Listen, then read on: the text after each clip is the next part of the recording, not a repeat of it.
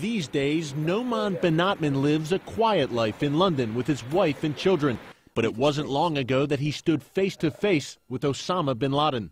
He's insisting, to inflict the pain to his enemies, to the, beyond your imagination, honestly.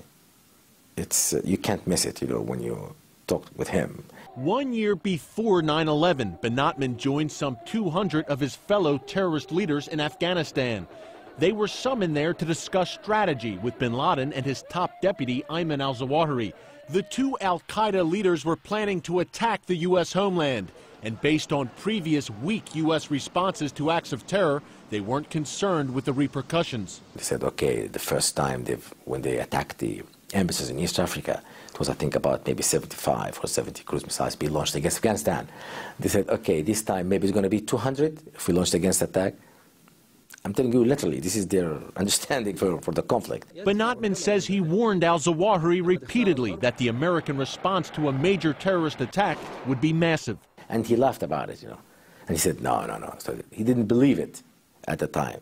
Do you think that made Zawahiri look at the U.S. perhaps as a paper tiger? He believed, not just him, I think most of the jihadists, they believe like the U.S. it's just a paper tiger, yeah. Bin Laden told Benatman then that he had one more big attack to carry out. Then he would retire.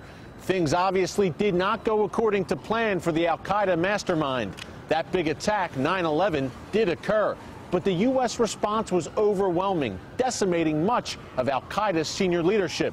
And it was Noman Benatman, not bin Laden, who left jihad behind. Benatman had spent most of his adult life as an Islamic holy warrior, or mujahideen. If any Muslim appeared and he said, okay, there is no jihad in Islam whatsoever, please believe me, he's a liar. A pure liar. Yeah.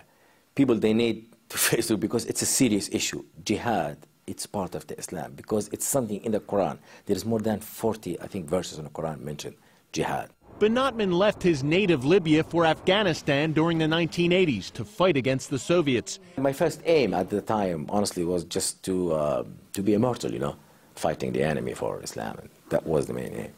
He returned home and became a commander in the Libyan Islamic Fighting Group, or LIFG.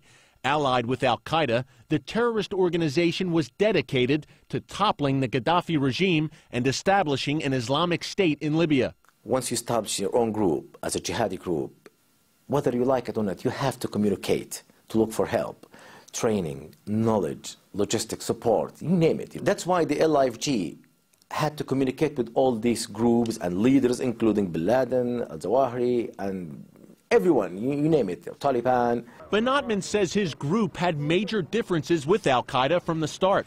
It wished only to wage jihad against the Libyan government. Al-Qaeda, meanwhile, sought to attack Jews and Christians worldwide. Despite their differences, the relationship continued and allowed Benatman to form personal impressions of Osama bin Laden from their meetings. Even when you sometimes you had to be a bit aggressive with him, debating his ideas, he always kept his calm and coolness and smile. I'm telling you from my personal point of view, my experience with him. That calm exterior masked a sadistic mindset. He's always happy, about everything happened, and how big, any operation or how it's been described by the media, the Western media, it always making him proud. One such operation was the 1998 bombing of 2 U.S. embassies in Africa. Al-Qaeda killed more than 200 people and wounded thousands more. It took him half an hour, and he was very proud talking about the amount of the explosive and how it's been regarded or being labeled by the Western government, including U.S., it's sort of I don't know, it's a weapon of mass murder. He was very proud about that. According to Benatman, bin Laden's top deputy, Ayman al-Zawahiri, was even more ruthless. He's the most extreme person in the Al-Qaeda. Yeah, he's extremely extreme, way more than bin Laden. The word or the concept civilians, it doesn't exist in al-Zawahiri mentality or ideology. That's why Benatman decided to write a personal letter to al-Zawahiri in 2007, slamming the terrorist leader for targeting innocent civilians and calling on al-Qaeda to cease all operations against the West and in Muslim countries. The letter was widely publicized in the Islamic world. Soon after, Benotman and LIFG officially cut all ties with al-Qaeda.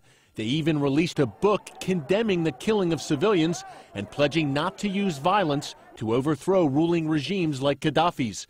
But their support of what they call defensive jihad is far less appealing to Western ears. Every single country, it's our Muslim nation or Muslim country, they still have the right to defend themselves against their occupiers. And they've mentioned Afghanistan and Iraq. They said while there's occupation there, we believe these people, they have the right to launch their own jihad. It's all part of the contradiction that is Noman Benotman. He appears to endorse jihad in certain cases, yet no longer engages in it himself. He opposes al-Qaeda and the killing of innocent civilians, but is proud of his days spent fighting in Afghanistan. In the very least, Western intelligence agencies are hoping Benotman's change of heart about his old colleagues bin Laden and al-Zawahiri will be enough to convince others to abandon the al-Qaeda cause. Eric Stakelbeck, CBN News. That's fascinating. When they tell you there's no jihad, they're lying. I mean, that's from somebody who was in it. Right in 40 verses in the Quran mention jihad. This business about inner jihad that they're trying to peddle around this country is just not true. We've got to be aware, ladies and gentlemen. Our eyes have to be open.